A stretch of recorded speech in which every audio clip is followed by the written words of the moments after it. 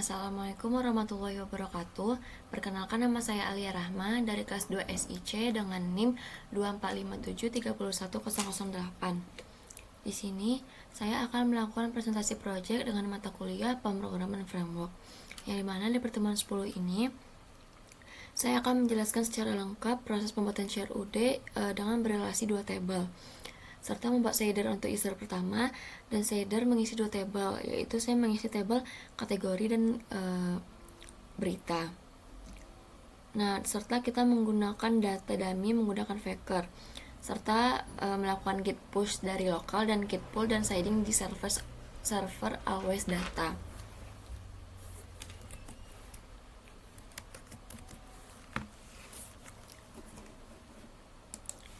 Nah, di sini saya akan menjelaskan dulu CRUD dengan relasi dua tabel.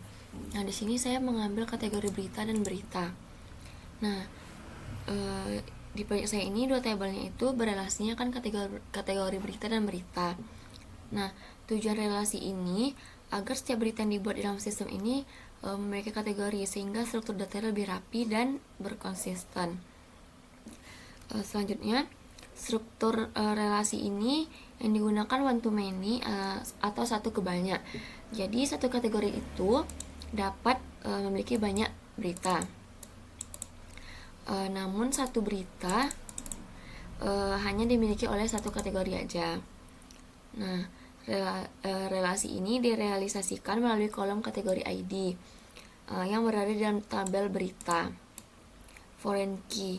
Jadi dia itu menghubungkan setiap data berita ke kategori tersebut. Nah, selanjutnya kita langsung aja ke VSCode-nya. Di sini saya akan menjelaskan dulu model dari kategori berita. Di kategori berita ini dia memiliki function berita, return has many, kategori ID. Nah, artinya setiap kategori akan otomatis mengetahui daftar berita yang terkait dengannya. Jadi kita ingin mengambil semua berita berdasarkan kategorinya. Jadi kita tinggal memanggil kategori berita. Selain itu, di model kategori berita ini kita memiliki filable-nya, yaitu berisi daftar file yang boleh diisi melalui assessment, yaitu nama, slug, dan deskripsi. Selanjutnya di model berita, di sini dia memiliki function, kemudian dia ini terdapat fungsi relasinya kategori ini. Jadi setiap berita itu pasti berhubungan dengan satu kategori. Dengan menggunakan belongs to ini, Laravel otomatis mengetahui kategori apa yang dimiliki sebuah berita tersebut. Di dalam model berita ini juga memiliki filable. Jadi berisi file seperti judul, slug penulis, terbit, status, dan segala macam. Nah, selanjutnya di sini saya akan menjelaskan untuk shader user pertama. Di shader user. Nah, tujuan dari shader user ini kita membuat akun.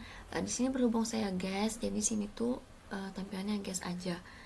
Nah, di sini juga dia memastikan loginnya bisa dipakai sejak awal, terus menghindari error jika otomatis memerlukan minimal satu user. Di sini dia menggunakan user create, name, guest, emailnya guest at example.com, passwordnya hasmake password.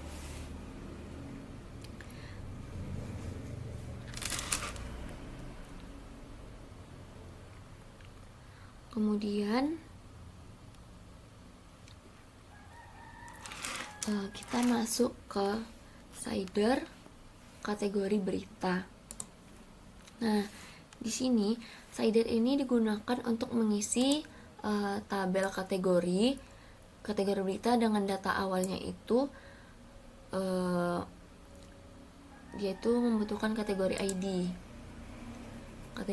Kategori ID yang foreign key. Nah, data ini penting karena kita membutuhkan kategori ID tadi, sehingga tabel kategori itu harus terisi terlebih dahulu.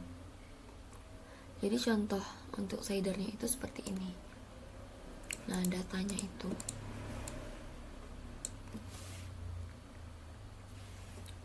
Dan for each datanya itu, kategori beritanya isinya ini. Nah, penjelasan lebih jelasnya itu, kategori ini disediakan agar user tidak perlu membuat kategori satu-satu secara manual. Jadi sub ini nih dia dibuat otomatis untuk kebutuhan URL-nya. Deskripsinya itu boleh kosong karena dia itu tidak wajib. Kemudian slider berita. Nah, slider berita ini dia dengan data dummy atau faker. Slider berita ini berfungsi untuk dia ini menghasilkan 10 berita secara otomatis, mengisi berita dengan judul acak atau isi acak dan penulisnya itu acak. Ini faker. Ini nih ID ini nih maksudnya agar data yang tampil itu tuh dia Indonesia gitu. Karena sebelumnya pas di lab kan dicobain yang keluar itu datanya data luar, bukan data Indonesia. Pada si slider ini saya menggunakan faker create ID underscore ID. Kenapa saya menggunakan Indonesia ini? Karena agar penulisnya itu Indonesia dan penulisnya itu memang mirip sama orang Indonesia.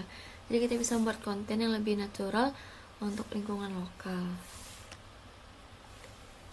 Contoh pembuatan dummy-nya itu di sini. Ini seperti kategori ID, terus judulnya, penulisnya faker, statusnya faker juga. Nah, kemudiannya saya akan menjelaskan sekilas konsep dari dummy data dan fakernya. Nah, dummy data itu dia itu menguji fungsi CRUD serta dia itu menguji tampilan front end. Dia itu akan melihat apakah relasi antar tabel itu sudah benar apa belum, serta melakukan simulasi data nyata tanpa memasukkan data asli. Nah, dummy data ini penting karena dia itu menghemat waktu developer, bisa dibuat dalam jumlah banyak, tidak merusak data asli. Dan di sini tuh saya menggunakan range-nya itu 10, bukan kayak data dummy yang data 100 itu. Nah, kalau faker itu dia membuat data palsu yang disediakan oleh Laravel. Jadi dia itu bisa membuat nama orang, nomor telepon, email, tanggal.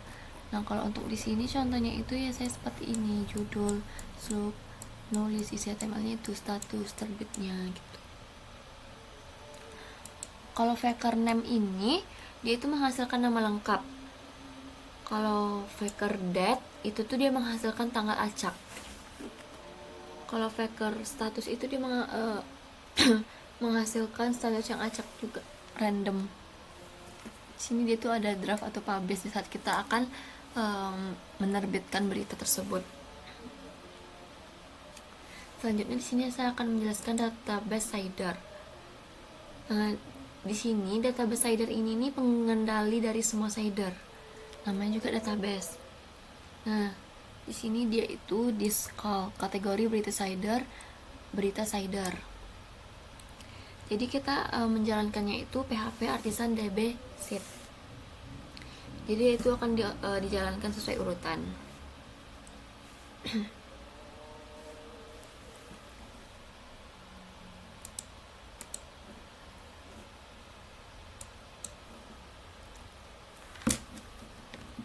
Nah, di sini saya akan menampilkan cara git pull atau git pushnya di server Always Data.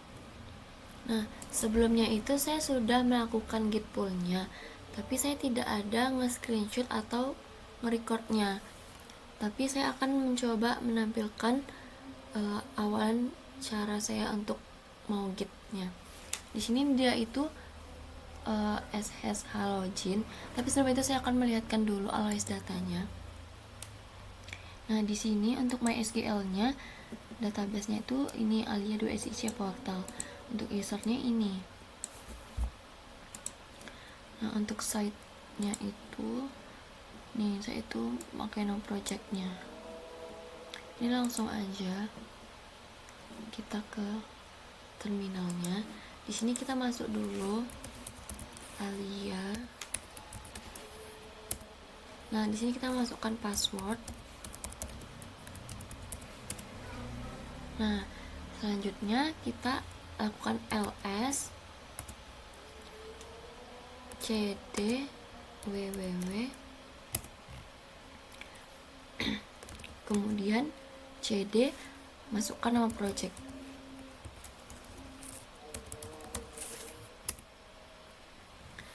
Nah, sebelumnya itu saya sudah melakukan git clone. Jadi kalau misalnya kita untuk git clone itu kita tinggal ngetik aja git clone, baru memasukkan link yang ada di GitHub kita, tapi yang bagian project kita, baru kita jalankan. Nah, di sini saya akan mengecek dari env saya. Jadi kita tinggal ketik nano.env. Nah, di sini saya sudah mengganti untuk connectionnya itu MySQL yang ini. Nah, untuk DB hostnya itu MySQL Alia 2SIC Always Data. Nah, itu di mana letaknya? Itu di MySQL di database. Nih, kita nge-copy yang bagian ini. Kemudian portnya itu emang tetap. Untuk database-nya itu kita menggunakan ini.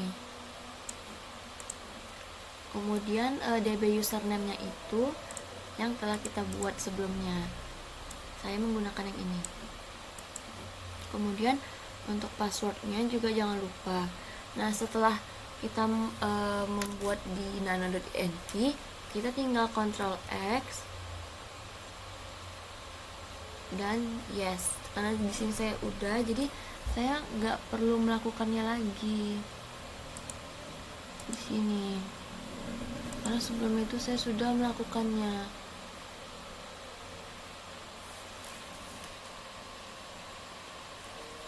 Kita langsung coba aja untuk memastikan, karena kan di sini saya sudah melakukan git-nya di terminal. Jadi untuk memastikan apakah emang benar sudah saya git, kita akan coba di always datanya. Yang ini. Kita coba. Nah, tampil ya guys. Di sini untuk halaman tentangnya. Nih. Ini home, profil, kategori berita, beritanya.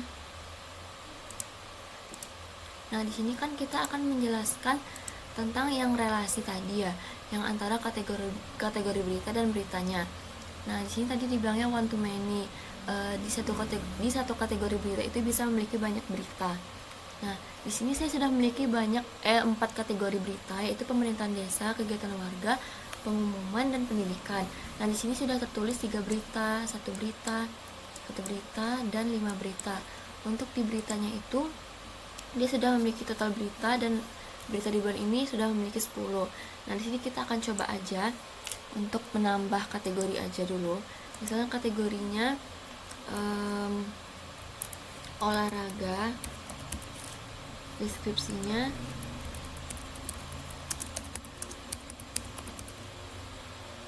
simpan. Nah, di sini kan sudah ada nih kategorinya. Saatnya kita untuk menambahkan berita di kategori olahraga. Caranya kita tambah berita, kita pilih kategori yang sudah kita buat tadi, itu olahraga. Terus judulnya ini untuk sebagai contoh aja ya. Nah, isi beritanya itu bebas. Nah, penulisnya kita bisa menuliskan contohnya aja. Nah, statusnya ini kita bisa memilih dia masih di draft apa publish. Nah, publish di sini saya memilih draft. Kita simpan. Nah, dia langsung ke halaman berita. Nah, di sini dia langsung keluar berita yang telah saya buat. Di sini kategori olahraganya. Nah, di sini untuk beritanya.